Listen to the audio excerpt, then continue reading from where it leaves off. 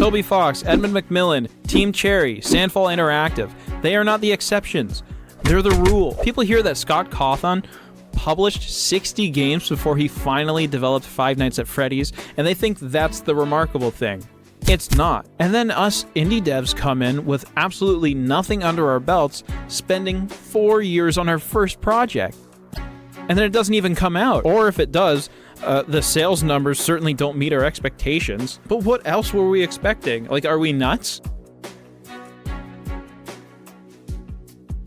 Randy's an indie dev who blew up for two big reasons. Number one, these 3 videos are super submissive and clickable, on top of Randy being charismatic and entertaining. Number 2, for being the guy who started with the game with rudimentary, albeit very good-looking graphics and animations, and basic mechanics like basic combat, base building, movement, whatever what have you, and then after 4 years, finally being able to render a character on screen. Please watch his devlogs. He goes from Unreal Engine to his own engine to generating pixel art so that he can have randomly generated terrain levels, to then simulating every pixel in the game, to creating fluid simulations, scrapping all of it, and then building his own 3D renderer from the ground up without ever establishing what his basic gameplay loop is. I have watched this series at least 5 times over, and I still can't tell you what you do in Arcana. But Randy does not deserve to be derided or pitied, because he has unironically ascended. He is ahead of most of the indie devs watching this because he learned what all the great indie devs have learned. And it's that he is... Hi, I've never made a game in my life, and I'm about to make my dream game. It's gonna be an open world 3D MMO with Souls-like combat. Start small, make a bunch of games? Nah, I'm built different. Wait till people see what I have in store. They're never going to see it. Please listen to me.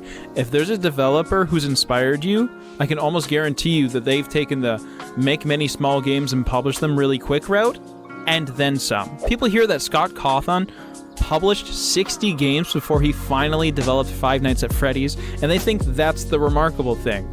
It's not. It is quite mundane. Toby Fox, Edmund McMillan, Team Cherry, Sandfall Interactive. They are not the exceptions. They're the rule. But Undertale was Toby Fox's first game. No, it was his first solo-developed, commercially released indie game. Very specific. Toby Fox had been releasing games forever ago. He started dabbling in RPG Maker, and then went on the Starman forums and started doing Earthbound ROM hacks and submitting them to ROM hack competitions and getting feedback all the time.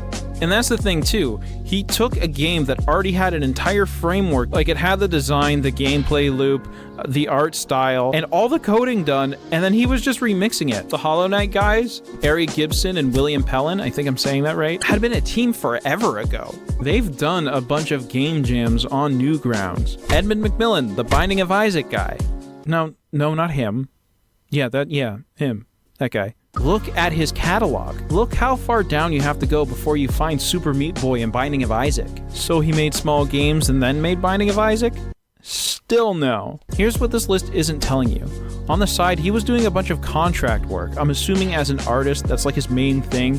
He did the original artwork for John Blow's Braid, so I'm just going to, like he said in it, it doesn't matter. This guy was busy while he was busy. William Pellin was a web developer who was constantly programming. Ari Gibson was part of an animation studio and then went ahead to found his own animation studio. The guy's been animating forever. He didn't just start with Hollow Knight. Toby Fox was hired by Andrew Hussey as a composer for Homestuck. These people didn't just make small games. They were part of larger projects, played a small part, but were able to get the experience of seeing how a larger project, how a well-oiled machine can run. And then did he make Undertale? Yes. Then he made Undertale. You want to know what's remarkable to me?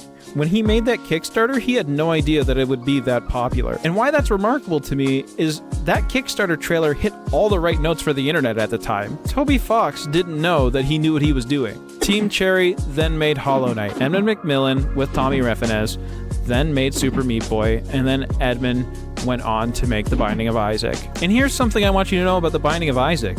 That development cycle was 3 months for the first release. He made it in 3 months.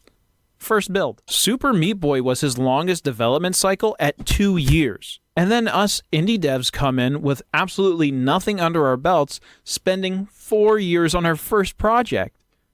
And then it doesn't even come out. Or if it does, the sales numbers certainly don't meet our expectations. But what else were we expecting? Like, are we nuts? Do you see the pattern here? They all started small, released frequently, got feedback, internalized that feedback, and put it towards their next project. They were often either working in teams or part of somebody else's bigger project. And usually this project was outside of the medium of video games, but usually still related to their specialty in some way. And then, and only then, once they had already become paragons of video game development, did they make the games that they were known for. And then we come in thinking we're built different. Well, what about the Expedition 33 people? Go on their website. Their resumes are impressive. At least 2 of these people have worked on AAA projects, and not just as grunts. They played major roles. Pretty sure one of them was like a project manager. Yeah, but they had to look up tutorials on how to make the game. That's the easy part. That's why so many indie flops come out. They've all watched the tutorials and have learned the engine. These people did the hard part first. They built the skills in order to make a successful game. They know how to run projects. They know how to get something to market and make sure that it'll be successful. Like whatever muscle that you need to exercise that's required to make that happen, they did it first. And whatever that muscle is, it's one that most indie developers lack.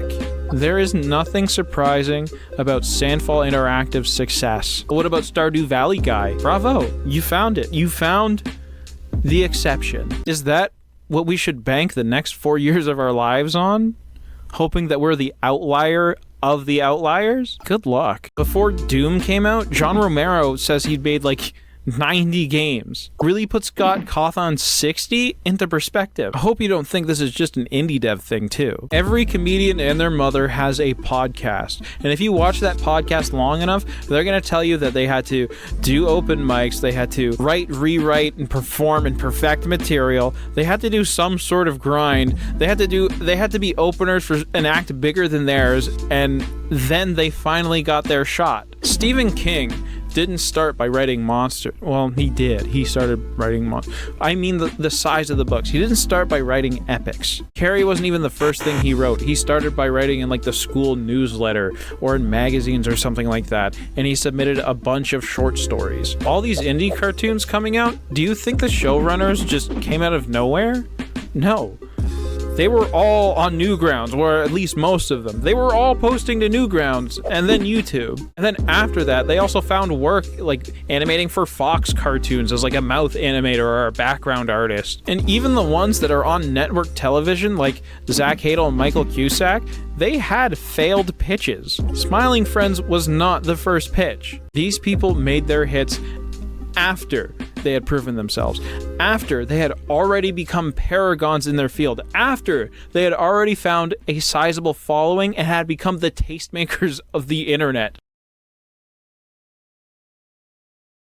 Randy is ahead of a lot of people now. It's because he course corrected and started making small games and putting them out there and then getting feedback. So what about his audience? Are they upset? Well, they were no more upset when they kept watching him reset progress on his game. In fact, this has been really encouraging for them too, because they see that this detour is actually a very necessary step in Randy's becoming the indie dev he's always wanted to be. If they want to play Arcana, then Randy has to make Demon Knives and Terrafactor.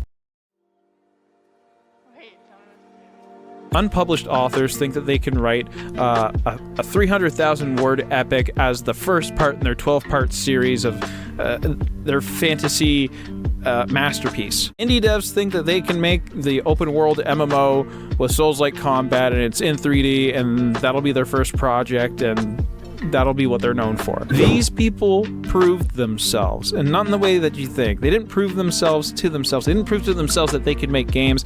They didn't prove to their audience that they can make games.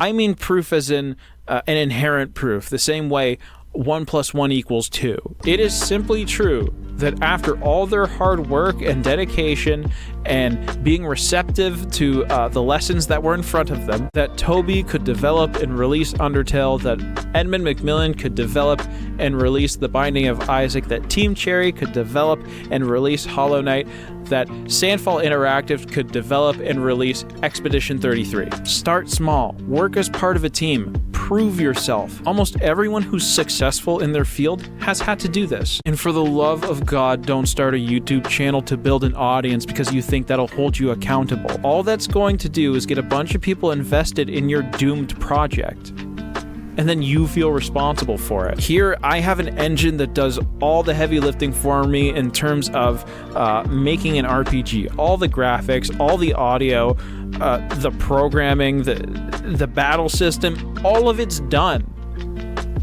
I haven't made a single game in it, not even a shitty one. And I want to make a career out of this? That's bad, man. A lot of my audience knows where I'm going with this. They've seen it before when I made my other game, Slay Queen. And yes, I'm going to have to shelve Divorce the Princess starring Finley the Femboy. For now. Just for now. What I'm going to do is I'm going to give myself 2 weeks. 2 weeks, that is it,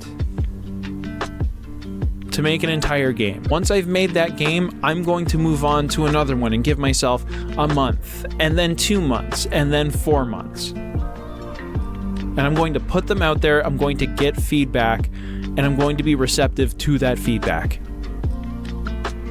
I'm going to build the stamina, the muscle, the whatever it is that it takes to actually put something out there. Because right now, it may have seemed like I was making steady progress, but it's just not working. And I'm sick of setting my projects up to be doomed. So 2 weeks, and then a month, and then 2, and then 4, and then 8, and then a year, or whatever. And that's what I'm gonna do. I'm gonna try to live stream this on YouTube and Twitch at 2 p.m. Eastern Standard Time tomorrow. So if you want to join me for this, that's where I'll be. And if you don't, I completely understand. Anyway, thank you for watching. I don't know how to end a video. If I had 2 brain cells to rub together, I'd rub them to completion.